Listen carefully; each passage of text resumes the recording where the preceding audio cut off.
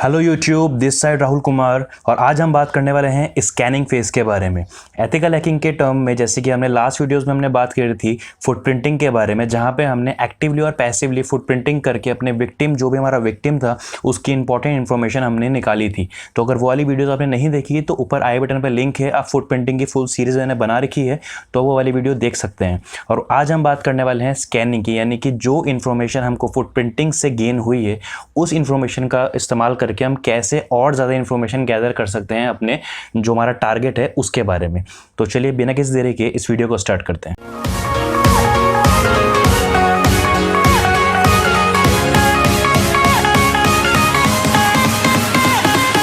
So friends, आज का agenda जो है हमारा, आज इन टॉपिक्स को हम कवर करेंगे। सबसे पहले हम बात करेंगे स्कैनिंग की। उसमें हम देखेंगे स्कैनिंग क्या होती है, स्कैनिंग कितने टाइप्स होते हैं, टीसीपी कम्युनिकेशन क्या होता है। यानी कि अगर हम बात करते हैं, एक नेटवर्क होता है, एक नेटवर्क है तो नेटवर्क में मल्टीपल सिस्टम्स होंगे, क्लाइंट सर्वर होगा, तो उनके बीच में जो कम्युनिकेशन होता है वो किस तरह से कनेक्शन बनता है, किस तरह से डेटा ट्रैवल करता है एक नेटवर्क में। अगर एक कंप्यूटर से दूसरे कंप्यूटर को, दूसरे किसी नेटवर्क में रखे हुए कंप्यूटर को डेटा भेज रहा है, तो किस तरह से वहाँ पर डेटा ट्रैवल हो रहा है, उसको हम टीसीपी कम्युनिकेशन में जानेंगे, वो भी बिल्कुल डिटेल में। फिर हम बात करेंगे स्कैनिंग मेथोडोलॉजी के बारे में, यानी स्कैनिंग के मेथड के क्या क्या हैं, किन किन टाइप से हम स्कैनिंग को परफॉर्म कर सकते हैं, यानी कि कौन कौन से टूल्स हैं, कौन कौन सी कमांड्स हैं जिनके थ्रू हम स्कैनिंग को परफॉर्म कर सकते हैं। देन हम बात करेंगे स्कैनिंग टेक्निक्स के बारे में, स्कैनिंग के कितने टाइप्स होते हैं या फिर कितनी कितनी टेक्निक्स होती हैं स्कैनिंग की, मल्टीपल टेक्निक्स होती है, उन सब के बारे में हम डिटेल में थियोरेटिकली भी पढ़ेंगे और प्रैक्टिकली भी जानेंगे किस तरह से उनको हम परफॉर्म कर सकते हैं। देन हम जानेंगे स्कैनिंग टूल्स के बारे में, जैसे ज़ेनमैप है हमारा, जो कि नेटवर्क स्कैनिंग के लिए हम इस्तेमाल करते हैं, या फिर SolarWinds है। इस तरह से मल्टीपल टूल्स के बारे में आज हम बात करेंगे। लास्ट में हम बात करेंगे स्कैनिंग बियॉन्ड आईडीएस, यानी कि अगर किसी नेटवर्क में फायरवॉल है या आईडीएस आईपीएस है, इंट्रूशन डिटेक्शन सिस्टम या फिर इंट्रूशन प्रिवेंशन सिस्टम, तो उसमें हम कैसे खुद को सेफ रख के स्कैनिंग का परफॉर्म कर सकते हैं, तो वो हम स्कैनिंग बियॉन्ड आईडीएस फेज में जानेंगे। तो बहुत डिटेल वीडियो है, तो वीडियो थोड़ी सी लंबी होगी क्योंकि बिगिनर टू एडवांस सभी के लिए है, तो मैंने पूरा कंप्लीट ट्यूटोरियल एक सिंगल वीडियो में बना दिया है। तो वीडियो को एंड तक जरूर देखिएगा, आपको बहुत ज़्यादा इन्फॉर्मेशन यहाँ से गेन होगी। तो चलिए स्टार्ट करते हैं स्कैनिंग से। तो सबसे पहले हम बात करते हैं कि स्कैनिंग होता क्या है। देखिए, सबसे पहले जैसे हमने फुटप्रिंटिंग में देखा था, हम क्या कर रहे थे, हमने टारगेट की इन्फॉर्मेशन निकाली कि उसकी वेबसाइट का क्या नाम है, उसकी वेबसाइट में क्या क्या इन्फॉर्मेशन है, वहाँ पे आईपी एड्रेसेस हैं। तो वहाँ पे हमको कई ऐसी चीज़ें मिली जो हम स्कैनिंग में परफॉर्म कर सकते हैं, जैसे कि हमारा आईपी एड्रेसेस है, मल्टीपल आईपी एड्रेस हमें फुटप्रिंटिंग के दौरान देखने को मिले थे। तो स्कैनिंग वो मेथड होता है जिसमें हम अपने नेटवर्क की, और जैसे कि जो भी वहाँ पे सर्विसेज चल रही हैं, वहाँ पे जो उनका नेटवर्क है, नेटवर्क में मल्टीपल सर्विसेज चलती हैं, मल्टीपल प्रोटोकॉल्स होते हैं, मल्टीपल ऑपरेटिंग सिस्टम का इस्तेमाल होता है किसी भी नेटवर्क में, तो हम उसका पता लगाते हैं स्कैनिंग करके। जैसे कि वहाँ पे कितने होस्ट हैं, उनका पूरा नेटवर्क है, उसमें कितनी मशीन्स चल रही हैं एक नेटवर्क के अंदर, उस मशीन के ऊपर, उस कंप्यूटर्स के ऊपर कौन कौन सी सर्विसेज चल रही हैं, कौन कौन से प्रोटोकॉल्स चल रहे हैं, उन प्रोटोकॉल्स की इन्फॉर्मेशन, यानी कि वो कौन से पोर्ट पे रन हो रहे हैं उनके प्रोटोकॉल्स, उन सभी की इन्फॉर्मेशन हम स्कैनिंग में डिटेल में गैदर कर सकते हैं। जैसे फॉर एग्जाम्पल आपने गूगल का जो है पूरी इन्फॉर्मेशन निकाल ली, ठीक है, आपने गूगल की आईपी वगैरह सब पता लगा लिया कि वहाँ का जो मेन सर्वर है, वहाँ का जो मेन नेटवर्क है, वहाँ का आईपी क्या है, तो आपने ये सब पता लगा लिया। तो आईपी जब एक बार आपको पता चल गया, आपके टारगेट का जो आईपी है वो पता चल गया, तो आप उस आईपी की मदद से पता लगा सकते हैं कि उस पूरे नेटवर्क में, जो गूगल का पूरा नेटवर्क है, उसके अंदर कितने कंप्यूटर्स हैं, उन कंप्यूटर्स में कौन सा प्रोटोकॉल वर्क हो रहा है, उन कंप्यूटर्स के ऊपर कौन सा ऑपरेटिंग सिस्टम रन कर रहा है, कौन कौन से वहाँ पे प्रोटोकॉल्स काम में लाए जा रहे हैं। तो इन सभी चीज़ों के बारे में डिटेल में स्कैनिंग के थ्रू इंफॉर्मेशन गेन कर सकते हैं। और एक बार अगर हमें ये पता चल गया कि वहाँ पे कौन सा ऑपरेटिंग सिस्टम है, फॉर एग्जांपल आपको ये पता चला कि वहाँ पे अभी भी विंडोज 7 का इस्तेमाल हो रहा है, तो जैसे कि आपको पता है विंडोज 7 में बहुत ज़्यादा वर्नेबिलिटीज़ हैं, तो आप विंडोज 7 की उन वर्नेबिलिटीज़ का इस्तेमाल करके उनके नेटवर्क को कॉम्प्रोमाइज़ कर सकते हैं। तो ये काम होता है स्कैनिंग का। और मेन ऑब्जेक्टिव कौन कौन से होते हैं? To identify live host on a network. एक नेटवर्क में ये देखना है कि कितने कंप्यूटर रनिंग है, यानी कि जिस टाइम हम स्कैनिंग कर रहे हैं तो वहाँ पे कितने कंप्यूटर लाइव है, कौन कौन से कंप्यूटर स्टार्ट हो रखे हैं जो नेटवर्क में है, कौन कौन से कंप्यूटर, हम वो जान सकते हैं स्कैनिंग से। दूसरा हम जान सकते हैं वहाँ पे जो कंप्यूटर पे जो प्रोटोकॉल चल रहे हैं उनके ओपन पोर्ट और क्लोज पोर्ट, यानी कि हम कोई फॉर एग्जाम्पल कोई ऐसा प्रोटोकॉल है जैसे कि FTP या फिर रिमोट डेस्कटॉप प्रोटोकॉल है, RDP प्रोटोकॉल है, उसकी मदद से हम क्या कर सकते हैं, रिमोटली कहीं भी दूसरे एंड पे बैठे बैठे उनका रिमोटली सिस्टम को एक्सेस कर सकते हैं RDP प्रोटोकॉल की मदद से। तो हम अगर वहाँ का जो RDP पोर्ट है, अगर हमें ये पता लगा कि उस नेटवर्क का एक कंप्यूटर है इसका RDP पोर्ट ओपन है, तो हम उस पोर्ट को एक्सेस करके उनके सिस्टम को कॉम्प्रोमाइज़ कर सकते हैं। तो यानी कि हम पता लगा सकते हैं कौन कौन से पोर्ट ओपन है, कौन कौन से पोर्ट क्लोज हैं। हम ऑपरेटिंग सिस्टम की इन्फॉर्मेशन पता लगा सकते हैं, सर्विसेज की इन्फॉर्मेशन पता लगा सकते हैं, और ये जान सकते हैं कि कौन कौन सी वर्नेबिलिटीज़ हैं। यस, इवन आप वर्नेबिलिटीज़ देख सकते हैं, कौन कौन सी वर्नेबिलिटीज़ उस नेटवर्क में हैं। तो वर्नेबिलिटीज़ कैसे देखते हैं वो भी हम आगे जानेंगे। तो अभी आपको ये समझ में आया होगा कि स्कैनिंग क्या है। तो हम आगे बढ़ते हैं अब। तो चलिए दोस्तों, अब हम बात करते हैं TCP कम्युनिकेशन के बारे में, यानी कि TCP कम्युनिकेशन क्या होता है।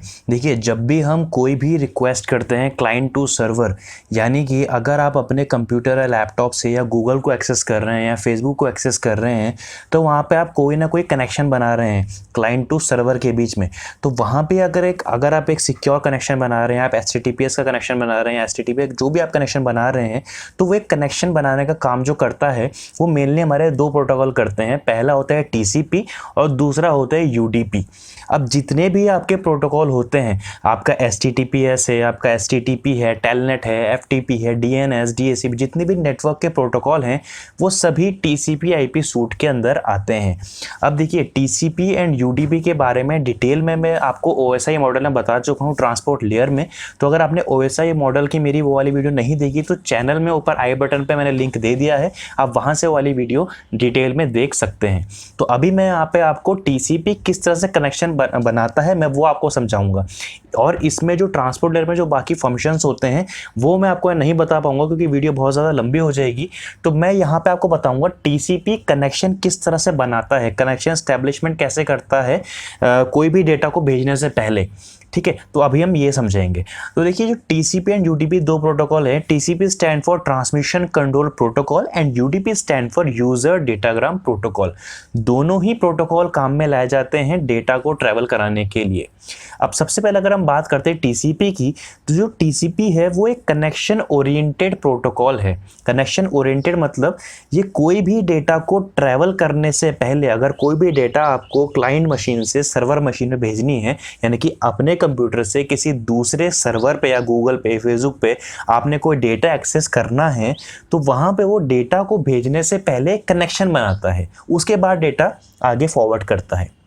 ये कनेक्शन बनाना ठीक वैसे ही है जैसे आप किसी को कॉल करते हैं। आप सबसे पहले जब किसी को कॉल करते हैं तो वहाँ पे रिंग जाती है, ठीक है, बेल जाती है। उसके बाद आप यहाँ से एक पर्सन हेलो बोलेगा, तब आप अपोजिट पर्सन हेलो बोलेगा, तब आप अपनी कन्वर्सेशन स्टार्ट करेंगे। ऐसा तो नहीं होता आपने कॉल लगा, एकदम कॉल लग गई, आपने बातें करना सीधा स्टार्ट कर दी। तो वहाँ पर क्या होता है, पहले बेल जाती है, पहले रिंग जाती है, उसके बाद एक फर्स्ट पर्सन हेलो बोलता है, देन हम हेलो बोलते हैं, देन हमारी कन्वर्सेशन स्टार्ट होती है। इसी तरीके से नेटवर्क में भी होता है, कोई भी डेटा को ट्रैवल करने से पहले TCP प्रोटोकॉल अगर हम इस्तेमाल कर रहे हैं तो वो एक कनेक्शन बनाएगा, उसके बाद ही हम डेटा को ट्रैवल कर पाएंगे। उसके बाद अगर हम UDP की बात करते हैं तो फ्रेंड्स, UDP क्या होता है, कनेक्शन लेस है, यानी कि यहाँ वो कनेक्शन नहीं बना रहा है। कोई भी डेटा ट्रैवल कराना है तो कनेक्शन नहीं बना रहे, सीधा डेटा को क्या कर रहे हैं, ट्रैवल कर रहे हैं। तो इसका मतलब जो UDP है वो एक अनरिलायबल है। UDP अगर हम इस्तेमाल करते हैं तो डेटा की गारंटी नहीं है कि जहां उसको पहुंचाना चाह रहे हैं वहां पहुंचेगा भी या नहीं पहुंचेगा।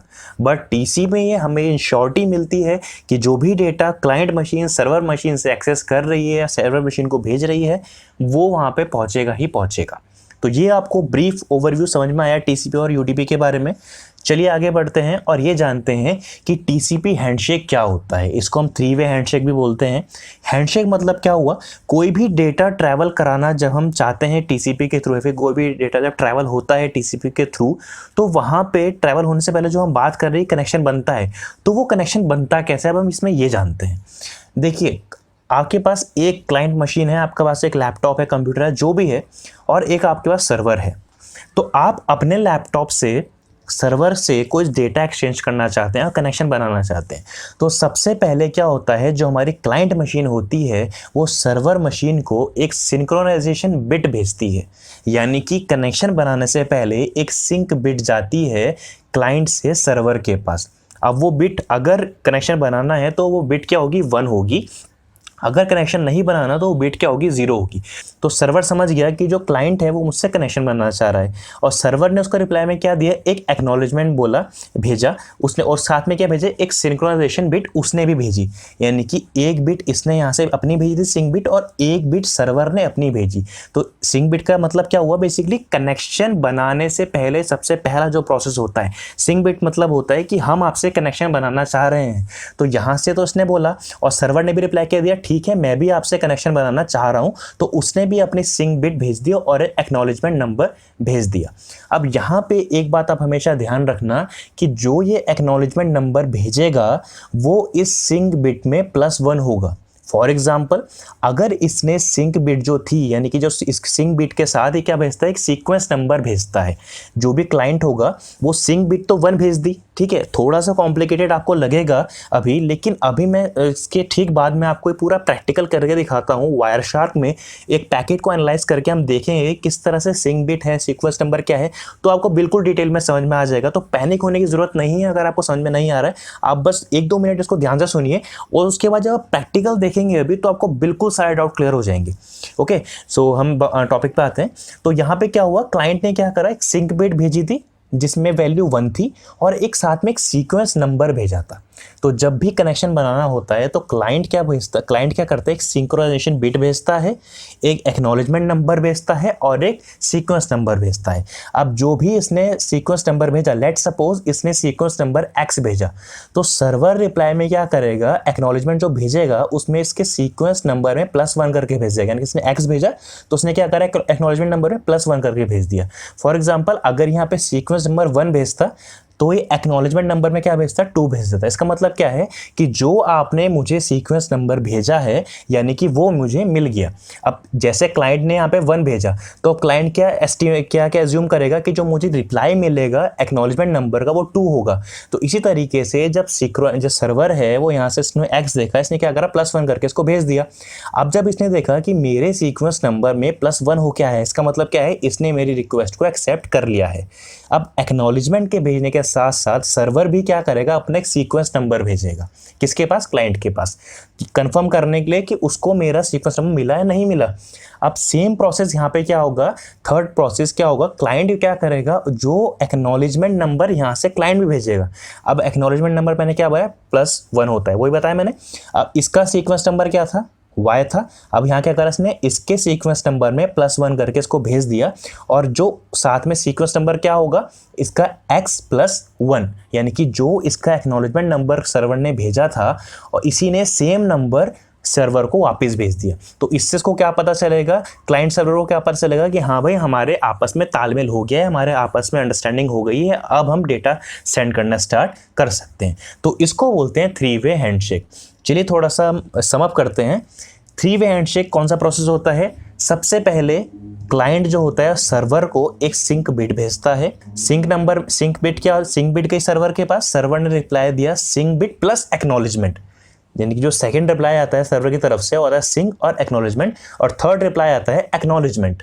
इन 3 प्रोसेस को बोलते हैं 3-वे हैंडशेक। उसके बाद आपका डेटा सेंड होना स्टार्ट होता है। ये समझ में आया आपको? अगर आपको अभी भी ये समझ नहीं आया तो अब हम प्रैक्टिकल समझते हैं कि ये होता क्या है, तब आपको डिटेल में क्लियर हो जाएगा। लेकिन उससे पहले फ्रेंड्स हमको जानना पड़ेगा टीसीपी हेडर क्या होता है। तो एक बार हम टीसीपी हेडर समझ जाएं, उसके बाद हम चलते हैं वायरशार्क पे। वहाँ पे हमने क्या कर रखा है, पैकेट को एनालाइज कर रखा है। मैं वहाँ पे आपको समझाऊंगा ये पूरा प्रोसेस है क्या। तो बी पेशेंट, अब हम आगे समझते हैं। टीसीपी हेडर मिनिमम 20 बाइट से लेके मैक्सिमम 60 बाइट तक का पूरा हेडर होता है। टीसीपी हेडर मतलब जिसमें सारी डेटा की इंफॉर्मेशन रहती है। अब कोई भी, फॉर एग्जांपल आपने कोई भी लेटर लिखना है, ठीक है, आपने कोई लेटर लिखा अपने किसी फ्रेंड को, तो आपने किसी एनवलप में डाल दिया, तो एनवलप क्या होगा बेसिकली, जिसके अंदर सारी इंफॉर्मेशन है। इसी तरीके से टीसीपी हेडर होता है, इसमें डेटा की पूरी इंफॉर्मेशन रहती है। अब इसमें कौन कौन सी फील्ड्स रहती हैं टीसीपी हेडर में, तो देखिए टीसीपी हेडर में सबसे पहले रहता है सोर्स पोर्ट और दूसरा रहता है डेस्टिनेशन पोर्ट। अब सोर्स पोर्ट और डेस्टिनेशन पोर्ट क्या होता है, देखिए सोर्स पोर्ट वो पोर्ट होता है यानी कि जो आपका क्लाइंट मशीन है, यानी कि जो आपका लैपटॉप है और ये आपका सर्वर हो गया, ठीक है। तो यहाँ पे क्या होगा बेसिकली, जो आपका लैपटॉप जो रिक्वेस्ट भेज रहा है वहाँ पे उसका सोर्स पोर्ट नंबर ऐड होके आ जाता है। पर यहाँ पे कई लोगों को ये नहीं पता होगा कि भाई पोर्ट क्या होता है। सोर्स पोर्ट तो हम समझ गए, हमारी मशीन से जो भी सर्विस रन हो रही है वहाँ से एक पोर्ट अटैच होके जा रहा है, लेकिन पोर्ट होता क्या है। देखिए पोर्ट क्या होता है ना, अब आपको पता है कि नेटवर्क में मल्टीपल प्रोटोकॉल्स होते हैं, जैसे कि FTP है, HTTP है, STTP है, STTPS है, टेलनेट है, मल्टीपल प्रोटोकॉल्स हैं नेटवर्क में। और उन प्रोटोकॉल्स को आइडेंटिफाई करने के लिए अलग अलग पोर्ट नंबर असाइन कर रखे हैं। थोड़ा सा और लॉजिकली अगर हम समझें, अब अपने कंप्यूटर से, आपका लैपटॉप है, आपने अपने लैपटॉप से किसी दूसरे सिस्टम पे कोई डेटा भेजा, तो सिस्टम पे डेटा हम किसके बिहाफ पे भेजते हैं, IP एड्रेस के बिहाफ पे। ये समझ गए आप। तो IP एड्रेस के बिहाफ पे एक सिस्टम से दूसरे सिस्टम में डेटा चला गया, लेकिन उस सिस्टम में वो डेटा जाना कहाँ पे है ये कौन बताएगा, ये बताता है हमारा पोर्ट नंबर। क्योंकि हमारे सिस्टम में मल्टीपल सर्विसेज रन होती हैं, तो सिस्टम को कैसे पता चलेगा ये कौन सी सर्विस के लिए पैकेट आया है। अब आपने एक सिस्टम से दूसरे नेटवर्क पे तो डेटा भेज दिया, लेकिन उस नेटवर्क को पता कैसे चलेगा ये सिस्टम में कौन से सर्विस के लिए, कौन से प्रोटोकॉल की ये चीज़ आई है, तो वो हमें पोर्ट नंबर बताता है। जितने भी सर्विसेज आपके कंप्यूटर में चलती हैं सबके अलग अलग पोर्ट नंबर्स होते हैं। जितने भी प्रोटोकॉल्स हैं, आपका FTP है, FTP के दो पोर्ट नंबर होते हैं, 2021, टेलनेट का पोर्ट नंबर 23 होता है। बेसिकली पोर्ट और IP एड्रेस जो होते हैं एक एंड पॉइंट होते हैं, यानी कि जो पैकेट आप एक नेटवर्क से दूसरे नेटवर्क पे भेज रहे हैं, फिर एक सिस्टम से दूसरे नेटवर्क पे भेज रहे हैं, वो उस सिस्टम पे कौन से प्रोटोकॉल पे जाके कौन सी सर्विस के लिए वो बेसिकली पैकेट है, ये हमें पोर्ट नंबर बताता है। अब पोर्ट नंबर को कैसे हम देख सकते हैं ये भी मैं आपको बताता हूँ। तो अगर पोर्ट नंबर आपको देखना है, सिंपली आपने क्या करना है, अपना कमांड प्रॉम्प्ट ओपन करिए। कमांड प्रॉम्प्ट ओपन करने के बाद आपने यहाँ पे कमांड लिखना है नेटस्टैट, नेटस्टैट -ANO, नेटस्टैट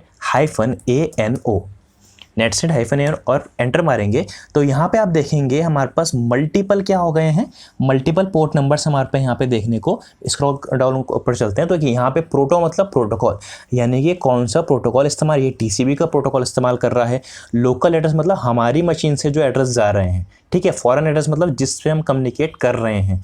स्टेट मतलब ये पोर्ट नंबर का स्टेट है कि लिसनिंग स्टेट पे है, और ये इनकी PID है, प्रोसेस ID। तो यहाँ पे आप देखेंगे, जब हम स्क्रॉल डाउन करके थोड़ा सा नीचे चलते हैं तो यहाँ पे आप अगर हम देखते हैं तो यहाँ पे देखिए मल्टीपल IP एड्रेस आपको दिख रहे हैं, है ना, 192.168.42.206। तो ये क्या है हमारी, ये हमारे IP एड्रेस है हमारी मशीन का। और ये क्या है जो 40.192.1.0.2.3 ये क्या है हमारे, ये हमारे जिससे हम कम्युनिकेट कर रहे हैं इस टाइम उसका IP एड्रेस है। तो यहाँ पे आप देखोगे अगर 192.168.42.206 तो IP एड्रेस हो गया। इसके आगे 42744 ये क्या है, ये वो पोर्ट नंबर है, ये है वो पोर्ट नंबर जिसकी मैं आपको बात कर रहा था ना। और ये क्या है हमारे, ये हमारा जिससे हम कम्युनिकेट कर रहे हैं उसका IP एड्रेस है। और 443 क्या है, उसका पोर्ट नंबर है। अब 443 यानी कि ये आपको पता है, ये 443 किसका पोर्ट नंबर होता है HTTPS का, हाइपर टेक्स्ट ट्रांसफर प्रोटोकॉल का पोर्ट नंबर कौन सा होता है, 443। और इसकी प्रोसेस ID क्या है, 4208। तो अगर आप देखना चाहते हैं, अब आपको नहीं पता 4208 ये कौन सा प्रोग्राम इस्तेमाल कर रहा है, 4208 ये इसकी PID है। सिंपली चेक करने के लिए आप टास्क मैनेजर को ओपन करते हैं, Ctrl+Shift+S प्रेस करेंगे तो आपका टास्क मैनेजर ओपन हो जाएगा। अब यहाँ पे आपने देखा है कि 4208 एक PID यानी कि प्रोसेस ID है। ये जो प्रोसेस चल रहा है इसकी प्रोसेस ID क्या है, 4208। अब हमें क्या करना है, यहाँ पे डिटेल्स में जाना है और यहाँ पे आप देखेंगे ये PID लिखी है, ठीक है। PID में हमें 4208 को ढूंढना है। अब यहाँ पे हम स्क्रॉल डाउन करके नीचे चलते हैं। अब यहाँ पे हमें पता चलेगा ये कौन सा जो बेसिकली सर्विस है 4208। अब ये देखिए यहाँ पे है 4208 जो है ये है svhost.exe टाइप की कोई सर्विस है जो इस सिस्टम पे चल रही है। इस तरह से हम मल्टीपल सर्विसेज को देख के पहचान सकते हैं कि कौन सी सर्विस है, यानी किसी भी सर्विस को आइडेंटिफाई करने के लिए हम पोर्ट नंबर का इस्तेमाल करते हैं। अब सोर्स पोर्ट मतलब क्या हुआ, हम अपने सिस्टम से किसी मान लीजिए HTTP वेबसाइट को विजिट कर रहे हैं तो सोर्स पोर्ट में क्या होगा, हमारे सिस्टम का पोर्ट नंबर आ जाएगा। और डेस्टिनेशन पोर्ट में क्या हो जाएगा, HTTP वेबसाइट का पोर्ट नंबर क्या होता है, 80 होता है। तो डेस्टिनेशन पोर्ट में 80 पोर्ट का नंबर आके इस हेडर में फिट हो जाएगा। फिर होता है सीक्वेंस नंबर और acknowledgement number. Sequence number acknowledgement number वही होता है जो मैंने आपको यहाँ पे बताया। देखिए यहाँ मैंने बताया सीक्वेंस नंबर एक्नॉलेजमेंट नंबर। कोई भी डेटा जब हम भेजते हैं तो उसके साथ हम अपने कनेक्शन को बेसिकली कनेक्शन ओरिएंटेड हम क्यों कहते हैं, क्योंकि बेसिकली यहाँ पे क्या होता है, कोई भी कनेक्शन भेजने से पहले हम उसको वेरीफाई करते हैं कि क्या हमारा पैकेट सामने वाले सिस्टम को पहुंच रहा है या नहीं पहुंच रहा है। तो उसके लिए हम सीक्वेंस नंबर और एक्नॉलेजमेंट नंबर का मदद लेते हैं, तो ताकि सामने वाला जो सिस्टम है वो वेरीफाई कर पाए उस सीक्वेंस नंबर और एक्नॉलेजमेंट नंबर के बिहाफ पे कि हमारा कनेक्शन सही से बन पा रहा है नहीं बन पा रहा है। ये भी हम अभी प्रैक्टिकल में जानेंगे।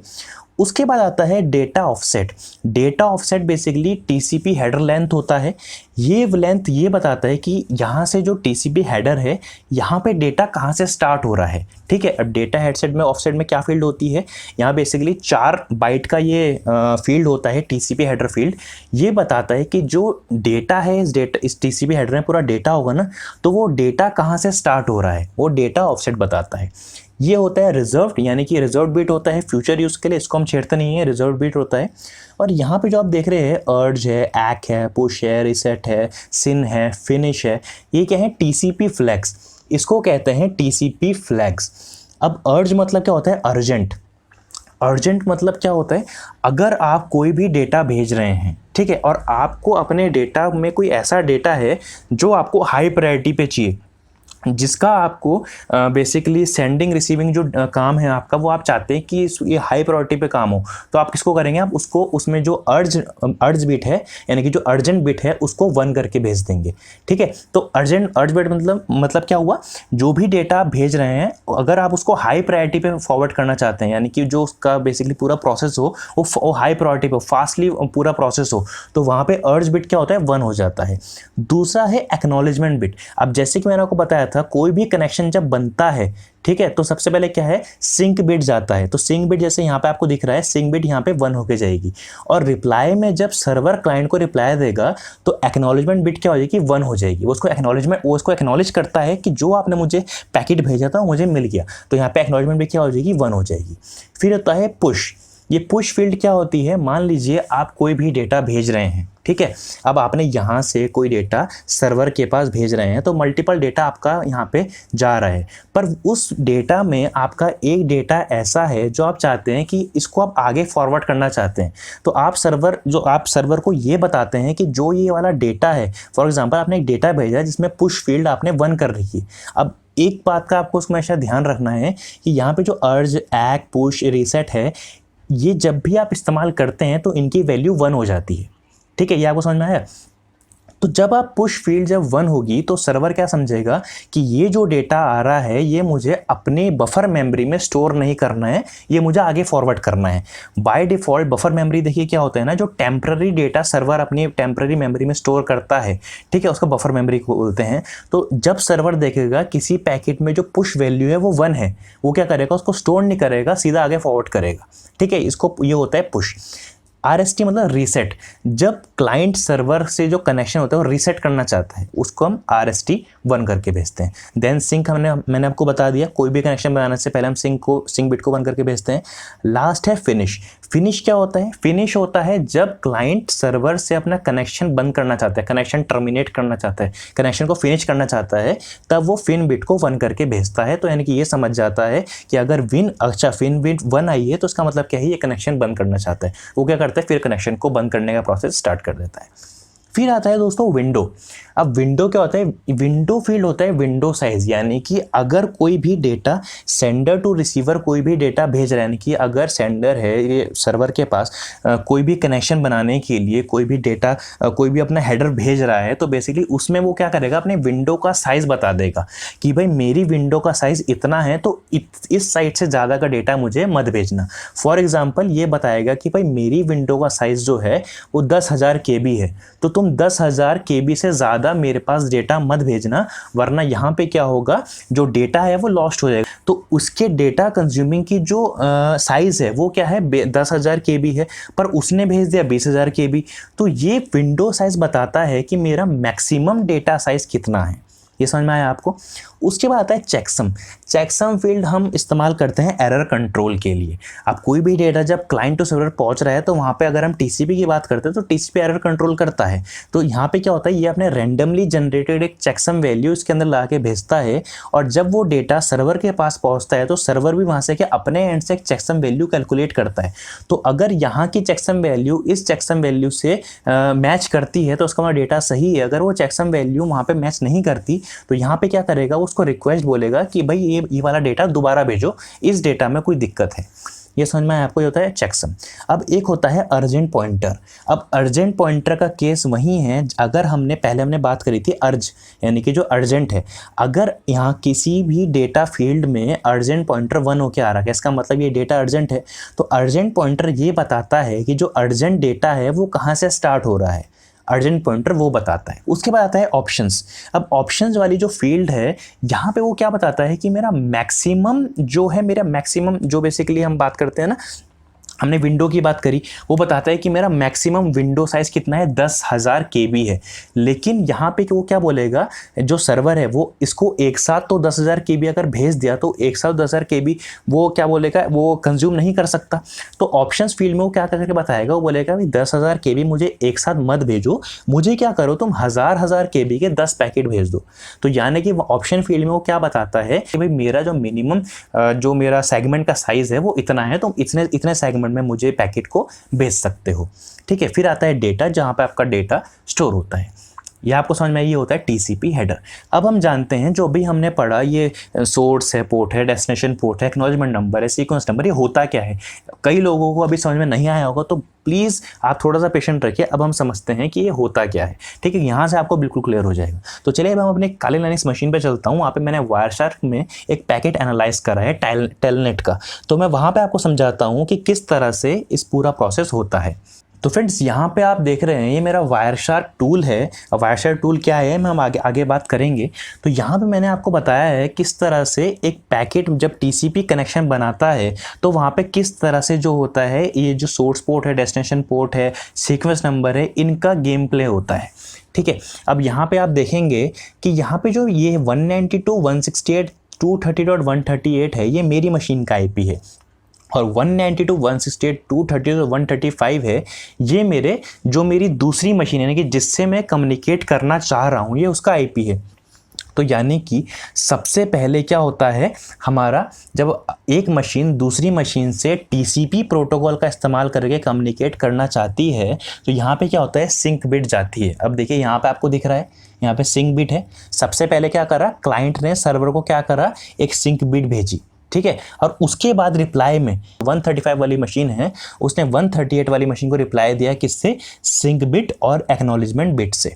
उसके बाद यानी कि लास्ट में क्या होता है, जो हमारी मेन मशीन थी वो कम्युनिकेट करना चाह रही थी, उसने जो हमारी सर्वर मशीन थी उससे कम्युनिकेट करके इसको एक्नॉलेजमेंट बिट भेज दी। तो यहाँ पे क्या हुआ, 3-वे हैंडशेक। सिंक बिट गई पहले, फिर सिंक और एक्नॉलेजमेंट बिट गई, उसके बाद क्या एक्नॉलेजमेंट बिट गई। यहाँ पे क्या हो गया, 3 बिट हो गई, यानी कि 3 अलग अलग यहाँ पे प्रोसेस चले। इसको हमने बोला 3-वे हैंडशेक। इतना आपको समझ में आया। अब यहाँ पे अगर हम सबसे पहली वाली फील्ड को एग्जामिन करें, यहाँ पे नीचे हम देखते हैं तो यहाँ पे आप देखोगे एक सोर्स पोर्ट भी गया। सोर्स पोर्ट क्या था, 43070, और डेस्टिनेशन पोर्ट क्या था, 23, क्योंकि टेलनेट का प्रोटोकॉल नंबर, जो टेलनेट प्रोटोकॉल है उसका पोर्ट नंबर क्या है, 23 है। तो हमारा सोर्स पोर्ट मतलब हमारी मशीन का पोर्ट नंबर, और डेस्टिनेशन पोर्ट मतलब जो प्रोटोकॉल हम इस्तेमाल कर रहे थे, जिस प्रोटोकॉल से हम कम्युनिकेट करना चाह रहे थे, उसका पोर्ट नंबर था 23। ये आपको समझ में आया, सोर्स पोर्ट, डेस्टिनेशन पोर्ट। उसके बाद आप यहाँ पे देखोगे सीक्वेंस नंबर क्या है, 0 है। यहाँ पे जो रिलेटिवली सीक्वेंस नंबर 0 है, और जो उसका नेक्स्ट सीक्वेंस नंबर जो वो एक्सपेक्ट कर रहा है सर्वर से वो क्या है, 1 है। जैसे कि मैंने आपको बताया था हमेशा +1 हो गया आता है, तो यानी कि इसने 0 भेजा तो ये क्या एक्सपेक्ट करेगा, +1 यानी कि 1। ठीक है, उसके बाद अगर हम नीचे चलते हैं स्क्रॉल डाउन करके तो यहाँ पे एक और चीज़, हम फ्लैग्स पे आते हैं, हमने फ्लैग्स पढ़े थे। तो फ्लैग्स पे आने के बाद अब यहाँ पे आप देखोगे सारी बिट 0 है जो आपको बता रहा था, लेकिन जो सिंक बिट है वो क्या है 1 है। अब 1 जब भी ये जो हमारा सर्वर है वो देखेगा कि इसका जो फ्लैग है उसमें जो सिंक बिट है वो 1 है, यानी कि वो समझ जाएगा ये क्या करना चाह रहे हैं, मुझसे कनेक्शन बनाना चाह रहा है, तो वो क्या करेगा, इसको रिक्वेस्ट भेजेगा किसमें, एक्नॉलेजमेंट और सिंक में। तो अगर हम दूसरे को एनालाइज करें, दूसरा पैकेट ये है हमारा, तो यहाँ पे अगर हम देखेंगे तो एक्नॉलेजमेंट नंबर क्या भेजा, 1 भेजा, और उसका सीक्वेंस नंबर क्या भेजा, उसने 1 भेजा। ठीक है, पहले वाले में क्या था, 0 था सीक्वेंस नंबर और उसने क्या एक्सपेक्ट करा था, 1 था। तो सर्वर ने क्या करा, उस 0 में +1 करके यानी कि 1 सीक्वेंस नंबर यहाँ पे भेज दिया, और उसने क्या करा, एक्नॉलेजमेंट नंबर को क्या करा, 1 करके यहाँ पे भेज दिया। तो यहाँ पे आपको समझ में आया। और यहाँ पे अगर आप देखेंगे ये एक्नॉलेजमेंट नंबर इसने क्या करा, 1, यानी कि इसने जो इसका फ्लैग था, टीसीपी फ्लैग था सर्वर मशीन का, वहाँ पे उसने क्या करा, एक्नॉलेजमेंट नंबर 1 करके यहाँ पे इसको भेज दिया। तो ये आपको समझ में आया, ये हुआ हमारा टीसीपी कनेक्शन एस्टेब्लिशमेंट। अगर हम थर्ड वाले को भी देखें तो यहाँ पे क्या होगा, आप देखोगे इसका जो फ्लैग होगा, तो यहाँ पे आप देखोगे इसका एक्नॉलेजमेंट नंबर क्या है, 1 है, क्योंकि लास्ट जो हमारा हैंडशेक होता है वो होता है एक्नॉलेजमेंट, और एक्नॉलेजमेंट की वैल्यू हमेशा क्या होती है, 1 होती है, यानी कि जो बताता है कि मेरे को आपका पैकेट मिल गया है। तो इस तरह से देखिए होता है हमारा 3 way handshake TCP connection establishment में। तो ये आपको समझ में आया टीसीपी कम्युनिकेशन क्या होता है। चलिए अब आगे बढ़ते हैं। तो फ्रेंड्स मैंने आपको बताया था टीसीपी फ्लैग्स क्या होते हैं, तो यहाँ पे मैंने उनके बारे में डिटेल में बताया है। आप चाहे तो उसका स्क्रीनशॉट ले सकते हैं कि सिंक बिट क्या होता है, कनेक्शन को बनाने से पहले जो हमें एक बिट लगा के भेजते हैं जो बताता है कि हमें कनेक्शन बनाना है, एक्नॉलेजमेंट नंबर जो ये बताता है कि मुझे आपका सीक्वेंस नंबर मिल गया है, मुझे आपका पैकेट मिल गया है, मैं अब आगे आपको फॉरवर्ड करने के लिए रेडी हूँ। तो इस तरह से अलग अलग फ्लैग्स होते हैं टीसीपी के। अब आगे बढ़ते हैं हम और बात करते हैं स्कैनिंग मेथोडोलॉजी से। अब यहाँ से हमारा सारा जो है बेसिकली हमारा कमांड लाइन पे यानी कि हमारा प्रैक्टिकल काम करना स्टार्ट यहाँ से हो जाता है। तो इसमें हम क्या बात करेंगे, हम इसमें बात करेंगे checking for live system. Live system को चेक करना, ओपन पोर्ट्स को चेक करना, आईडीएस को स्कैन करना, ठीक है, बैनर ग्रैबिंग करना, वल्नरेबिलिटीज़ को स्कैन करना और नेटवर्क डायग्राम बनाना। ठीक है, तो यहाँ से हम अपना प्रैक्टिकल स्टार्ट करते हैं। तो सबसे पहले हम बात करते हैं चेकिंग फॉर लाइव सिस्टम्स। अब इसी में हम क्या करेंगे, जब मैं अभी स्टार्ट करूँगा प्रैक्टिकल तो हम उसी के अंदर सारे के सारे प्रैक्टिकल परफॉर्म करेंगे। ठीक है, हम फर्स्ट से लेके लास्ट तक सभी प्रैक्टिकल्स में परफॉर्म कर देंगे। तो चलिए हम स्टार्ट करते हैं, चलते हैं अपने काली लिनक्स ऑपरेटिंग सिस्टम पे। तो चलिए फ्रेंड्स स्टार्ट करते हैं अपना प्रैक्टिकल। स्टार्ट हम करते हैं जो हमारा नेटवर्क है उसको स्कैन करने से। उसके बाद हम बात करते हैं जो हमारे टूल्स कौन कौन से इस्तेमाल हम कर सकते हैं। अभी तो हम कमांड लाइन पे बात करेंगे कि कमांड लाइन के थ्रू किस तरह से हम स्कैनिंग कर सकते हैं। उसके बाद हम बात करते हैं टूल्स की मदद से कैसे हम स्कैनिंग कर सकते हैं। तो चलिए हम स्टार्ट करते हैं। सबसे पहले हम टर्मिनल ओपन करते हैं और देखिए सबसे पहले हम चेक कर रहे हैं यहाँ पे लाइव सिस्टम। अगर हमें लाइव सिस्टम चेक करना हो कोई कि हमारे जो नेटवर्क है या फिर जो भी हमारा टारगेट नेटवर्क है उसमें कौन कौन सिस्टम लाइव है, तो सबसे बेसिक तरीका जो है कोई भी कनेक्टिविटी चेक करने का, वो शायद आप लोगों को कई लोगों को पता भी होगा। सबसे बेसिक तरीका है पिंग का। पिंग यानी कि पैकेट इंटरनेट ग्रोफर इसकी फुल फॉर्म होती है। तो पिंग का इस्तेमाल करने के बाद हम क्या कर सकते हैं, चेक कर सकते हैं कि जो भी हमारा टारगेट है उससे हमारी कनेक्टिविटी है या नहीं है। तो यहाँ पे मेरे केस में हम यहाँ रियल वर्ल्ड पे या फिर रियल नेटवर्क पे तो हम अटैक कर नहीं सकते या फिर हम स्कैनिंग कर नहीं सकते because it is illegal. So that's why हम क्या करेंगे, हम अपने मेटास्प्लॉइट जो हमारी मशीन है, मेटास्प्लॉइटेबल जो मशीन है हमारी, हम उस पर अटैक करके देखेंगे। अभी मेटास्प्लॉइटेबल क्या है, मेटास्प्लॉइटेबल एक वर्नेबल ऑपरेटिंग सिस्टम है, लाइनक्स बेस्ड है। जो हमने लास्ट वीडियो पे हमने इसको इंस्टॉलेशन करना सीखी थी कि इसको किस तरह से इंस्टॉल करा जाता है। अगर वो आपने नहीं देखी और आपको नहीं पता मेटास्प्लॉइटेबल कैसे इंस्टॉल करना है, कैसे डाउनलोड करना है, तो वो वाली वीडियो आप जरूर देखिए, मेरी प्लेलिस्ट पे आपको मिल जाएगी, मैं आई बटन पे लिंक पे दे दूंगा। तो हम मेटास्प्लॉइटेबल मशीन पे क्या करेंगे, हम अपना कनेक्टिविटी चेक करने के लिए या फिर स्कैनिंग करने के लिए हम उसको यूज़ करेंगे। तो पहले मैं यहाँ मैं आपको दिखा देता हूँ। तो ये मेरी मेटास्प्लॉइटेबल मशीन है। मैं अगर इसकी आईपी चेक करूं, मैं IF config लिखूंगा और मैं इसकी आईपी चेक करूंगा, तो यहाँ पे मेरी आईपी है 192.168.230.135 मेरी आईपी एड्रेस है इसका। अब मैं क्या करूंगा, इससे अपनी कनेक्टिविटी चेक करूंगा कि मैं इससे जो नेटवर्क है, ये जो मेरी मशीन है, ये नेटवर्क में है या नहीं। हम ऐसा अज्यूम करते हैं कि अभी हमें नहीं पता, ठीक है, क्योंकि अभी जब हम रियल अटैक करते हैं तो वहाँ पर तो हमें फिजिकल एक्सेस नहीं होता ना मशीन का, तो वहाँ पर तो हमें अज्यूम करना पड़ता है। तो यहाँ पर अभी हम इसको चेक करने के लिए कि लाइव है कि नहीं है, हम स्टार्ट करते हैं पिंग से। तो पिंग लिखना है और आगे आपको उसका आईपी एड्रेस लिखना है 192.168.230.135, ये हमारा आईपी एड्रेस है और एंटर प्रेस करेंगे। अब यहाँ पे आप देखेंगे ये हमारे पिंग रिप्लाई आ रहा है यानी कि 64 बाइट्स फ्रॉम दिस नंबर, ये दिस आईपी और ICMP यहाँ पे प्रोटोकॉल इस्तेमाल कर रहा है। अब देखिए ICMP मतलब इंटरनेट कंट्रोल मैसेज प्रोटोकॉल, ठीक है। तो जो ICMP है, जो पिंग प्रोटोकॉल है वो ICMP का इस्तेमाल करता है, यानी कि जो पिंग सर्विस, यानी कि जो हमारा पिंग है वो किसका इस्तेमाल करता है, वो ICMP प्रोटोकॉल का इस्तेमाल करता है ये पूरा फंक्शन को परफॉर्म करने के लिए। तो अभी हमने पिंग करके देखा किस तरह से हमारा जो मशीन है, यानी कि जो हमारी टारगेट मशीन है, उससे हम चेक कर सकते हैं कि मशीन लाइव है कि नहीं है। लेकिन दोस्तों कई बार क्या होता है कि कई बार हमारी जो मशीन होती है, जो टारगेट मशीन होती है, ऑब्वियसली अगर कोई ऐसा टारगेट मशीन होगी हमारी, तो ऑब्वियसली बात है कि वहाँ पे फायरवॉल तो इनेबल होगी ही होगी। अगर वो हाई एंड सिक्योरिटी सिस्टम ना भी हम ऐसा अज्यूम करें, कोई हाई एंड सिस्टम ना हो, लेकिन वहाँ पे फायरवॉल तो इनेबल होगी ही होगी। लेकिन अगर फायरवॉल इनेबल है, तब अगर आप पिंग करेंगे तो वहाँ पे क्या होगा, आपका पिंग रिक्वेस्ट एक्सेप्ट नहीं होगा, वो आपके पिंग वाले पैकेट को ड्रॉप कर देगा। तो उस केस में हमें कैसे पता चलेगा कि रिप्लाई आ रहा है, क्योंकि रिप्लाई तो उस केस में आएगा नहीं। तो उस केस में हमें कैसे पता चलेगा कि मशीन लाइव है या नहीं है, तो वहाँ पे हम इस्तेमाल में लाते हैं Nmap का, जो Nmap टूल है। Nmap stand for network mapper.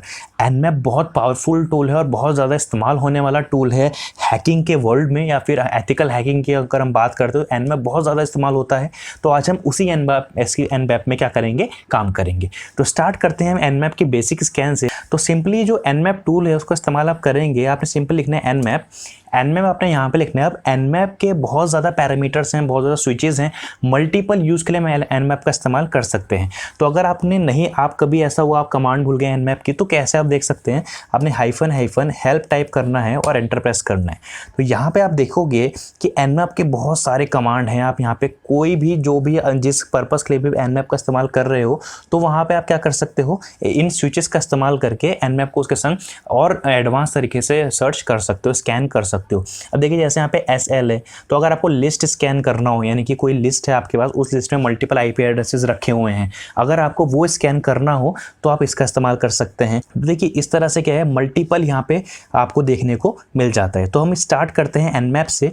तो हम स्टार्ट करेंगे बेसिकली सिंगल IP को हम क्या करेंगे, स्कैन करेंगे। तो अभी जैसे कि हमारे पास जो IP है वो हमारे मेटास्प्लॉइटेबल मशीन की IP है, तो उसको अगर हमने स्कैन करना है, ठीक है, तो हम कैसे कर सकते हैं, बेसिकली सिंगल होस्ट को हमें स्कैन करना है। तो Nmap 192.168.230.135, तो हमने अपनी IP लिख दी, टारगेट मशीन जो हमारी मेटास्प्लॉइटेबल है उसकी IP मैंने लिख दी और एंटर प्रेस करेंगे। सिंपली बहुत बेसिक स्कैन है। अगर आपको सिंगल होस्ट को स्कैन करना है तो आप इसका इस्तेमाल कर सकते हैं।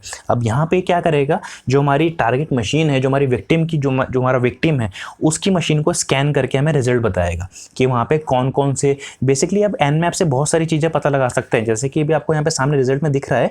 अब हमने सिंपली स्कैन करा, हमने यहाँ पे स्कैन करा था उस मशीन को, तो यहाँ पे हमने क्या दिखा दिया, होस्ट इज अप। सबसे पहले हमने इसने में क्या दिखाया, जो होस्ट मशीन है हमारी वो है अप, यानी कि वो लाइव है, अभी वो नेटवर्क में है वाली मशीन।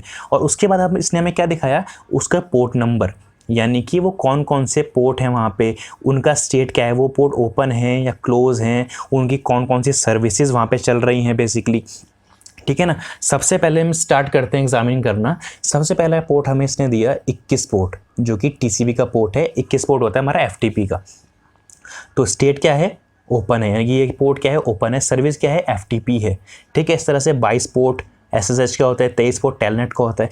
तो आपने देखा सिंपल एक कमांड से आपको पता चल गया जो आपका टारगेट कंप्यूटर है, यानी कि जो आपका विक्टिम है, उसकी मेन कंप्यूटर, उसकी मशीन पे कौन कौन सी सर्विसेज रन हो रही हैं, उन सर्विसेज में वो सर्विसेज ओपन है या क्लोज हैं, कौन कौन से पोर्ट नंबर वहाँ पे हैं। ये देखिए सिंपल एक स्कैन से आपको पूरा डिटेल यहाँ पे पता चल गया। इस तरह से जब आप एथिकल हैकिंग के करियर में आगे बढ़ते हैं तो आपको वहाँ पे वेरियस प्रोजेक्ट्स मिलते हैं। तो वहाँ पर आपको अपने जो टारगेट मशीन होता है उसको क्या करना है, बेसिकली उसमें आपको वर्नेबिलिटी ढूंढनी पड़ती है। उसमें आपको देखना पड़ता है कि इस टारगेट मशीन पे कौन कौन से पोर्ट हैं, कौन कौन से सर्विसेज ओपन हैं, हाल फिलहाल कौन कौन सी सर्विस चल रही है, कौन कौन से नेटवर्क में सिस्टम ओपन है।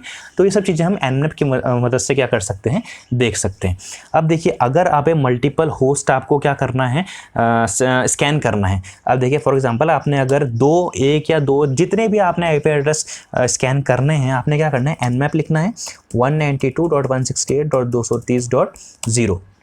अब हमने क्या करना है, हमें पूरा का पूरा नेटवर्क स्कैन करना है। अभी तो हमने खाली एक सिस्टम स्कैन करा, एक जो हमारा मेटास्प्लॉइटेबल था वो स्कैन करा। अभी हम क्या कर रहे हैं, अभी हम पूरा का पूरा नेटवर्क स्कैन कर रहे हैं। तो सिंपली आपने nmap लिखना है और पूरा नेटवर्क की रेंज यहाँ पे लिख देनी है 230.0 और एंटर। सॉरी, यहाँ पे मैंने स्लैश नोटेशन देना भूल गया हूँ, तो /24 और एंटर प्रेस करना है। उसके बाद बेसिकली क्या होगा, ये पूरे के पूरे जो हमारा 24 CIDR वैल्यू है, यानी कि जो 24 स्लैश नोटेशन 24 के अंदर जितने भी कंप्यूटर इस रेंज में आएंगे उन सबको क्या करेगा, स्कैन करेगा। तो अगर आपको ये नहीं पता कि /24 क्या है, तो प्लीज़ आप IP एड्रेसिंग पढ़िए, सबनेटिंग पढ़िए, तो आपको बहुत अच्छे समझ में आएगा कि बेसिकली ये /24 क्या है। अब यहाँ पे देखिए इसने हमें पूरा का पूरा रिजल्ट दे दिया है। अब यहाँ पे जितने भी IP एड्रेस को इसके अंदर मिले होंगे उसने सबको क्या कर दिया, स्कैन कर दिया।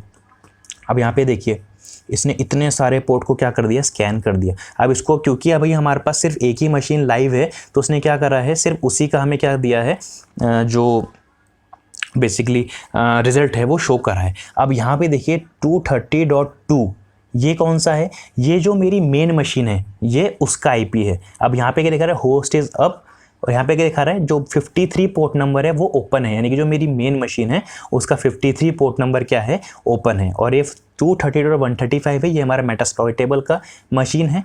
ठीक है, तो ये आपको समझ में आ गया। तो इस तरह से आप किसी भी टारगेट IP को, यानी कि मल्टीपल IPs को भी आप यहाँ पे देख सकते हैं स्कैन करके। अब बात आती है, अगर आपको कोई स्पेसिफिक पोर्ट चेक करना हो, जैसे कि अभी तो हमने चेक करा कि 21 पोर्ट ओपन है, अभी हमने बहुत सारे पोर्ट आ गए, लेकिन अगर हमें सिर्फ 1 या 2 पोर्ट ही चेक करने हो किसी मशीन के, किसी नेटवर्क के, तो हम कैसे करेंगे, हमने लिखना है nmap लिखा आपने, उसके बाद आपने -p। अब लाइनेज केस सेंसिटिव है, तो यहाँ पे आपको ध्यान रखना है कि कैपिटल और स्मॉल में बहुत फ़र्क होता है। तो यहाँ पे आपने p लगाना है और कौन सा पोर्ट चेक करना है, हमें पोर्ट चेक करना है 80 मतलब HTTP का। और किसका पोर्ट चेक करना है, उस मशीन का IP यहाँ पे आपको दे देना है। ये दे दिया आपने IP, सॉरी 135 ये दे दिया। अब वो क्या करेगा, स्पेसिफिक 80 पोर्ट को चेक करके बताएगा कि वो ओपन है या क्लोज है। ठीक है, तो इस तरह से हम ये भी चेक कर सकते हैं। अब अभी तो देखिए स्कैन रिजल्ट चल रहा है, लेकिन मैं आपको एक और चीज़ बताऊं, आप चाहें तो आप मल्टीपल पोर्ट्स को भी चेक कर सकते हैं एक साथ। देखिए यहाँ पे इसने दिखा दिया पोर्ट क्या है, 80 हमारा ओपन है। अगर आप चाहते हैं कि मैं 2 पोर्ट एक साथ चेक करूँ, आपने सिंपल क्या लिखना है, अब मैं चाहता हूँ FTP के पोर्ट चेक करना, तो 20 और 21 मैं दोनों पोर्ट चेक करना चाहता हूँ, एंटर प्रेस करा। अब ये इन दोनों पोर्ट को चेक करेगा और हमें बताएगा कि ये जो पोर्ट हैं ये ओपन है या क्लोज है। ओके, तो इस तरह से आप क्या कर सकते हैं, आप मल्टीपल पोर्ट्स को चेक कर सकते हैं, मल्टीपल IP एड्रेसेस को चेक कर सकते हैं सिर्फ एक nmap कमांड की मदद से। अब यहाँ पे इसने दिखा दिया हमें जो 20 पोर्ट है TCP का वो क्या है, यहाँ पे क्लोज है, और जो 21 पोर्ट है वो क्या है, ओपन है। अब ओपन क्लोज का क्या मतलब, अगर जो भी पोर्ट, कोई ऐसा पोर्ट आपको ओपन मिल गया जिसमें कोई वर्नेबिलिटी है, क्या कोई भी ओपन पोर्ट अगर आपको मिला, तो उस ओपन पोर्ट का इस्तेमाल करने के बाद आप उस मशीन को एक्सेस कर सकते हो, आप उस मशीन को हैक कर सकते हो। अगर कोई ओपन पोर्ट आपको वहां पे मिल गया और उसमें वर्नेबिलिटी हुई, तो इस तरह से आप कोई भी ओपन पोर्ट, क्लोज पोर्ट को चेक कर सकते हैं। अब देखिए, अब हम देखते हैं जो हमारा TCP स्कैन होता है। TCP स्कैन मतलब जब भी हमने अभी पढ़ा कि जो TCP कनेक्शन कम्युनिकेशन बनाता है, तो सबसे पहले वो क्या बोलता है, सिंक बिट भेजता है, फिर वहाँ से acknowledgement plus sync bit reply में आता है, फिर यहाँ से एक्नॉलेजमेंट बिट जाता है। तो वो TCP स्कैन अगर हमें करना हो, हमें फुल स्कैन करना हो, तो हम nmap लिखेंगे, ठीक है, हाइफन लगाएंगे और कैपिटल T लगाएंगे, और उसका जो भी सिस्टम का आप चेक करना चाहते हैं उस सिस्टम का IP यहाँ पे दे देंगे। यहाँ पे मैं 2 लगाना भूल गया, तो एंटर प्रेस करेंगे। ओके, तो सॉरी मैंने यहाँ पे S नहीं लगाया, एंटर प्रेस करेंगे। तो देखिए यहाँ पे केस सेंसिटिव है, जैसे मैंने आपको बोला। तो यहाँ पे आप क्या करेंगे, हर एक छोटी छोटी बात का आपको ध्यान रखना पड़ेगा कि कहाँ पे आप स्मॉल कैपिटल लगा रहे हैं, लेटर स्मॉल लेटर लगा रहे हैं, कहाँ पे अगर एक माइनर सा मिस्टेक हो गया तो कमांड नहीं चलती, जैसे कि आपने सामने यहाँ पे एरर दिखा। अब यहाँ पे आप देखेंगे कि सिर्फ TCP वाले पोर्ट इसने हमें ओपन करके दिखा दिए, सिर्फ TCP के पोर्ट। ठीक है, इस तरह से आप अगर देखना चाहें TCP के कौन कौन से पोर्ट ओपन है, तो आप TCP का स्कैन का इस्तेमाल कर सकते हैं। इसी तरीके से अगर आप देखना चाहेंगे UDP के कौन कौन से पोर्ट ओपन हैं, तो सिंपली T की जगह कैपिटल U प्रेस करेंगे और एंटर प्रेस करेंगे। ओके, तो ये रूट प्रिविलेज मांग रहा है। अब देखिए ये बहुत ज़्यादा प्रॉब्लम हो रही है। 2020 में जो लाइनक्स अपग्रेड होके आई है उसमें बहुत ज़्यादा दिक्कत ये हो रही है कि हर चीज़ में रूट, क्योंकि बाय डिफ़ॉल्ट इसमें क्या हो रहा है, पहले काले लाइनक्स में क्या होता था, root privilege by default root account बन के आता था, लेकिन इस बार क्या हुआ, रूट अकाउंट नहीं है। तो यहाँ पे हमें जो ऐसी कमांड हैं जो इसमें रूट प्रिविलेज की ज़रूरत है, तो वहाँ पे हमें सूडो का इस्तेमाल करना पड़ता है। सूडो लिखेंगे और एंटर प्रेस करेंगे तो यहाँ पे आपको जितने भी यूडीपी के पोर्ट हैं वो सब दिखा देगा कि ओपन है या क्लोज है। तो इस तरह से आपने ये भी सीख लिया कि किस तरह से टीसीपी के पोर्ट हम चेक कर सकते हैं, हम आईपी एड्रेस को कैसे स्कैन कर सकते हैं, हम पर्टिकुलर किसी पोर्ट को कैसे स्कैन कर सकते हैं। ठीक है, अब हम देख रहे हैं हम यूडीपी के पोर्ट को किस तरह से स्कैन कर सकते हैं। तो यहाँ पे आपको समझ में आया। अब थोड़ा सा ये टाइम ले रहा है फ्रेंड्स, तो यहाँ पे थोड़ा सा टाइम लेगा। एक्चुअल मेरी मशीन भी थोड़ी स्लो हो चुकी है क्योंकि मैंने यहाँ पे 5 to 6 ऑपरेटिंग सिस्टम इंस्टॉल कर रखे हैं अपने वर्चुअल मशीन में, तो इसलिए थोड़ा सा ये स्लो काम कर रहा है। ओके, तो इसको हम होने देते हैं, हम अपना दूसरा शेल ओपन कर लेते हैं। तो यहाँ पे मैं आपको आगे और बताता हूँ एनमैप के बारे में।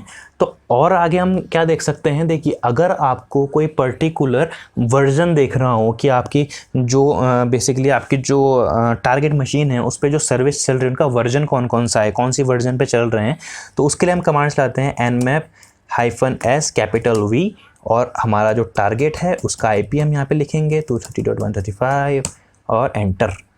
ओके सॉरी, मैं यहाँ पे जो है तो मैं यहाँ पे स्पेस नहीं दिया है।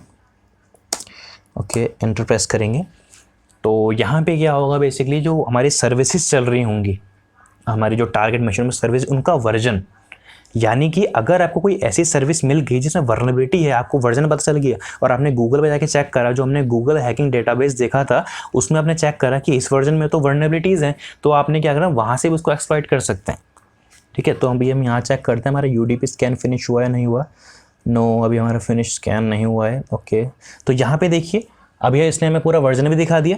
21 पोर्ट टीसीपी का था, ओपन है, सर्विस एफटीपी है, इसका वर्जन क्या है, वर्जन एफटीपी 2.3.4, एसएसएच का वर्जन ओपेसएस है, लाइनक्स टेलनेट टीडी, और इस तरह से मल्टीपल यहाँ पे अपाचे एसटीटी हमारा 80 पोर्ट है, यहाँ पे इसका वर्जन ये है, माईएसक्यूएल, वीएनसी, अपाचे टॉमकैट, नेटकिड, ओपन बीएसटी, जीएनयू। तो इसमें आपने देखा मल्टीपल इसने पोर्ट को स्कैन करा, उसके वर्जन हमें बता दिए। अब अगर आपने ये देखना हो कि ऑपरेटिंग सिस्टम कौन सा चल रहा है, ये भी आप देख सकते हैं। तो किस तरह से करना है, nmap-O 192.168.230.135 ये आपने प्रेस करा। ओके, तो यहाँ पे भी रूट प्रिविलेज मांग रहा है, तो हम सूडो टाइप करते हैं, एंटर प्रेस करते हैं।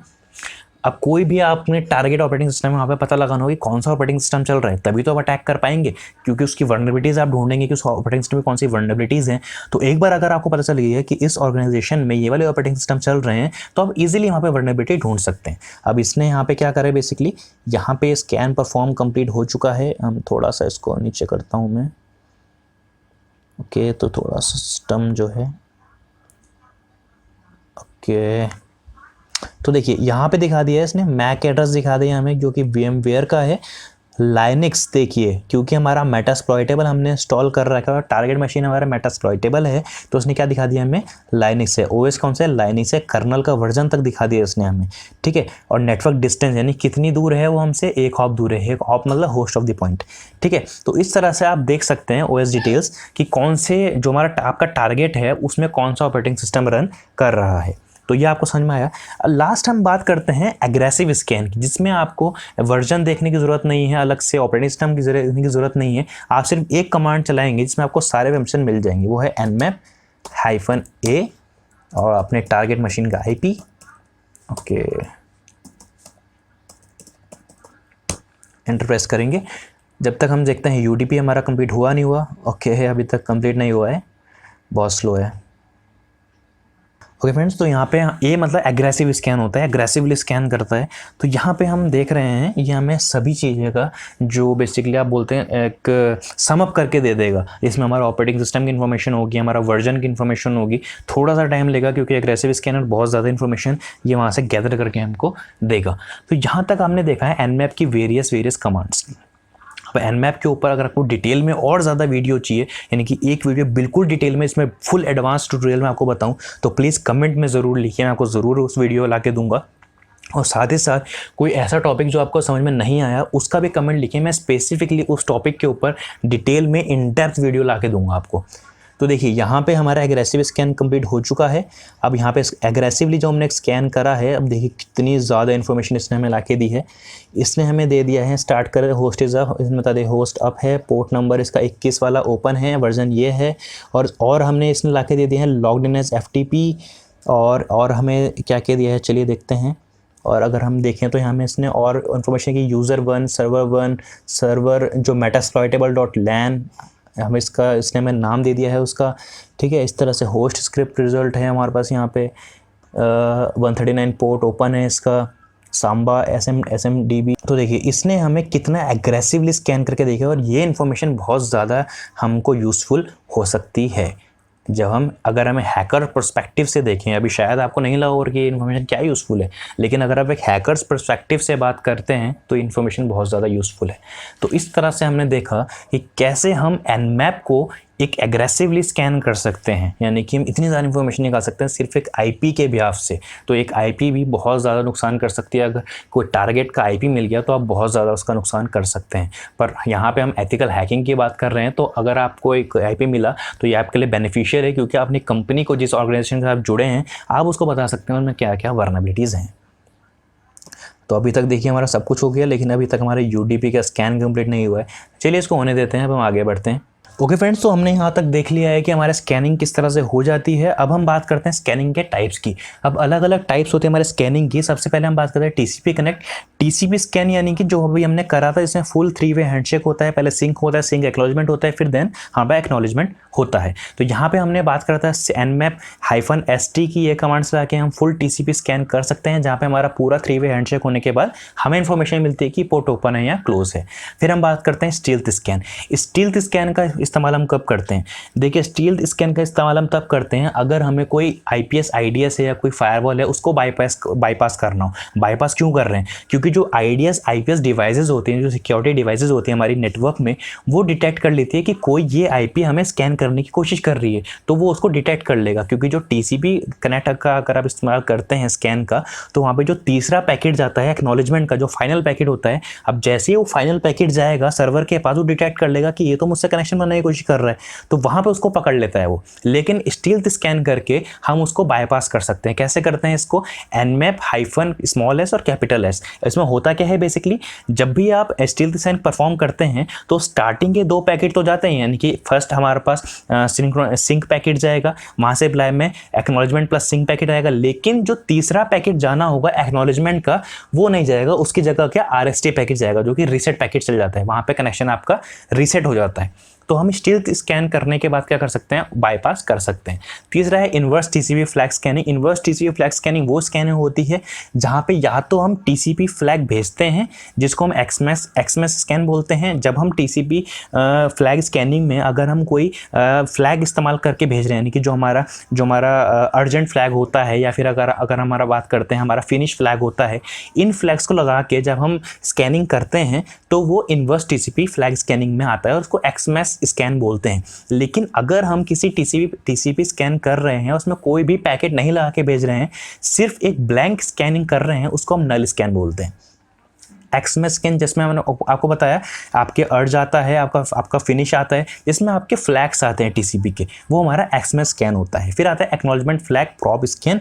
इसमें बेसिकली क्या होता है, अगर आप क्या करना चाहते हैं, जो आप एक्नॉलेजमेंट स्कैन करना चाहते हैं, यानी कि जो आप सिर्फ लास्ट पैकेट भेज के चेक करना चाहते हैं, जो सबसे लास्ट पैकेट होते हैं इनके एक्नॉलेजमेंट, जो हमारा पैकेट होता है, इसमें हम ये देखते हैं कि जो हमारा जो फाइनल, जैसे हमने देखा था ना 3-वे हैंडशेक होता है, लास्ट पैकेट एक्नॉलेजमेंट होता है जो हमें ये बताता है कि कनेक्शन बन गया है।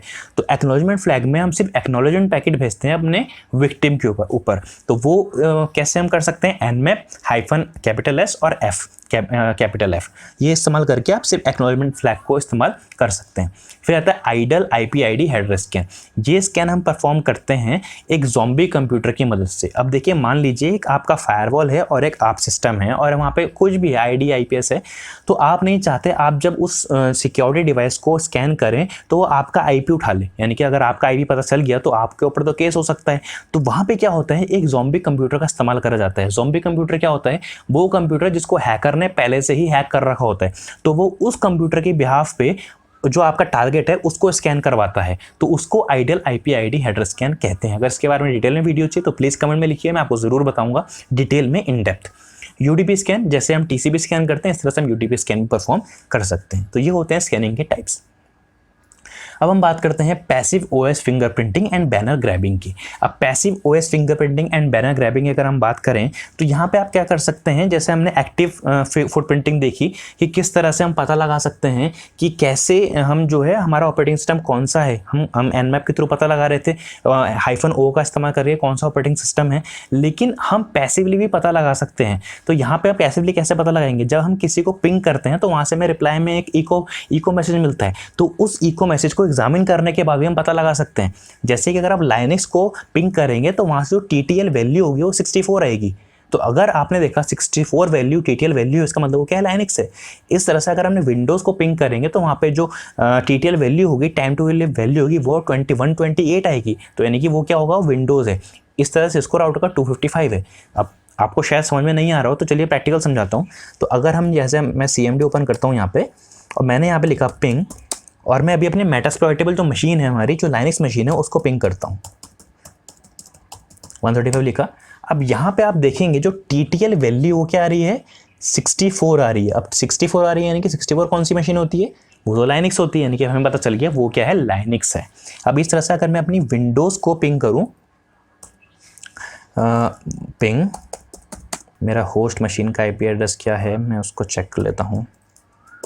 IP कॉन्फ़िग से मैं चेक करता हूँ, तो मेरा मशीन का IP है 42.206, क्या है मेरा, इसका IP है। तो मैं करता हूँ पिंग 192.168.42.206।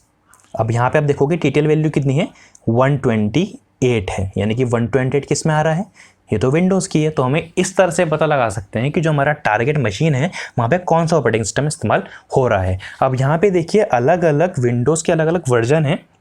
तो यहाँ पे मैंने आपको डिटेल में नहीं उसका लिस्ट दिया है, लिस्ट बहुत बड़ी हो जाती। मैंने आपको शॉर्ट ब्रीफ दिया है कि किस तरह से आप उसको पता लगा सकते हैं। इस तरह से विंडो साइज़ होता है, विंडो साइज़ को देख के भी आप पता लगा सकते हैं। तो इस तरह से आप फुटप्रिंटिंग OS फुटप्रिंटिंग कर सकते हैं और देख सकते हैं कौन सा ऑपरेटिंग सिस्टम वहाँ पे इस्तेमाल हो रहा है। तो चलिए अभी हम देखते हैं जो हमारा UDP स्कैन बाकी रह गया था वो देखते हैं वो कंप्लीट हुआ है नहीं हुआ है। चलिए चलते हैं काली लाइनक्स ऑपरेटिंग सिस्टम पे। सो फ्रेंड्स यहाँ पे हम आ जाते हैं। ओके, तो अभी तक कंप्लीट नहीं हुआ है, बहुत स्लो है।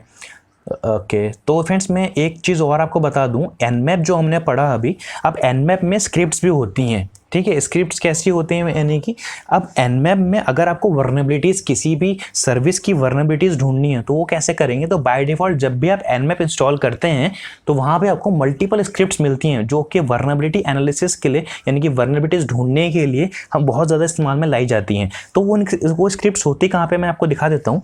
सिंपली आपने टाइप करना है ls-l, और कहाँ पे होती हैं वो स्क्रिप्ट, USR फोल्डर जो होता है आपका, इसके अंदर जो शेयर फोल्डर होता है उसके अंदर nmap फोल्डर होता है, डायरेक्टरी जिसको हम बोलते हैं। nmap के अंदर स्क्रिप्ट्स होती हैं। एंटर प्रेस करेंगे तो देखिए यहाँ पे आपकी ये सारी स्क्रिप्ट्स होती हैं nmap की, इतनी सारी, आपको बहुत ज़्यादा स्क्रिप्ट्स यहाँ पे देखने को मिल जाएगी। तो nmap की स्क्रिप्ट्स पे अगर मैं वीडियो बनाने लगूँ तो बहुत टाइम चल जाएगा, ऑब्वियसली वीडियो बहुत ज़्यादा लंबी हो चुकी है। तो अभी तो मैं आपको इसके स्क्रिप्ट्स का वीडियो नहीं बता सकता हूँ, लेकिन मैं आपको बता देता हूँ किस तरह से आपने इसको परफॉर्म करना है। सिंपली आपने क्या करना है, nmap लिखना है और हाइफन आपने स्क्रिप्ट लिखना है। ओके, स्क्रिप्ट लिखना है और इक्वल टू लगाना है जो भी स्क्रिप्ट आपने परफॉर्म करनी है। फॉर एग्जांपल मुझे whois-domain.nsc की कोई स्क्रिप्ट है, मुझे ये परफॉर्म करना है, तो whois लिखना है आपने, whois-domain और .nsc लिखना है। और आपने क्या लिखना है, आपका जो भी टारगेट है। अब फॉर एग्जांपल मैं यहाँ पे www. फॉर इंस्टेंस हम इसको ले लेते हैं google.com यहाँ पे लिखते हैं, ठीक है। ये लिखने के बाद आप वहाँ पे एंटर प्रेस करते हैं तो यहाँ पे क्या करेगा, उसके whois डोमेन को जो सर्च करेगा ये और पूरी इन्फॉर्मेशन यहाँ पे हमें दिखा देगा। तो यानी कि हम सिर्फ इस स्क्रिप्ट की मदद से भी, कोई पैरामीटर्स आपको यहाँ पे नहीं लगाने। इसने एरर क्यों दिया, क्योंकि मेरा अभी जो इंटरनेट कनेक्ट नहीं है। तो अगर मैं यहाँ पे आपको दिखा दूँ, क्योंकि मेरा अभी इंटरनेट कनेक्ट नहीं है तो इसलिए वो होस्ट नेम को रिजॉल्व ही नहीं कर पा रहा है। तो यहाँ पे आप देखोगे कि मेरा इंटरनेट कनेक्ट नहीं है अभी, इसलिए वो रिजॉल्व नहीं कर पा रहे, लेकिन मैंने अभी आपको दिखा दिया कि किस तरह से आप जो है स्क्रिप्ट को इस्तेमाल कर सकते हैं अपने टारगेट को इंफॉर्मेशन गैदर करने के लिए। तो इस तरह से दोस्तों हम क्या करते हैं, पूरा स्कैनिंग का फंक्शन को परफॉर्म करते हैं। होप्स आपको समझ में आया होगा। और दोस्तों इस वीडियो में मैंने आपको जो टूल्स हैं वो मैं आपको नहीं बता पाया, मैं उसको उस टूल को नेक्स्ट वीडियो, उसका पार्ट 2 आएगा, मैं उसमें आपको ज़रूर बताऊंगा, क्योंकि वीडियो बहुत ज़्यादा लेंथी हो चुकी है। तो यहाँ पे क्या होगा बेसिकली, जो अभी यहाँ तक मैंने आपको पूरा कमांड लाइन पे बताया, लेकिन नेक्स्ट वीडियो में जो पार्ट 2 आएगा इसका स्कैनिंग का, उसमें मैं आपको स्कैनिंग टूल्स के बारे में बताऊंगा। तो इस वीडियो में अगर कोई डाउट है, कोई सजेशन है, कोई क्वेरी है तो कमेंट में लिखिए, या फिर हमारे टेलीग्राम चैनल है उस पर हमसे जुड़ सकते हैं, क्वेश्चन क्वेरी पूछ सकते हैं। तो वीडियो अगर पसंद आए तो लाइक कीजिए, शेयर कीजिए, सब्सक्राइब जरूर कीजिए चैनल को। मिलते हैं नेक्स्ट वीडियो में, टिल देन गुड बाय।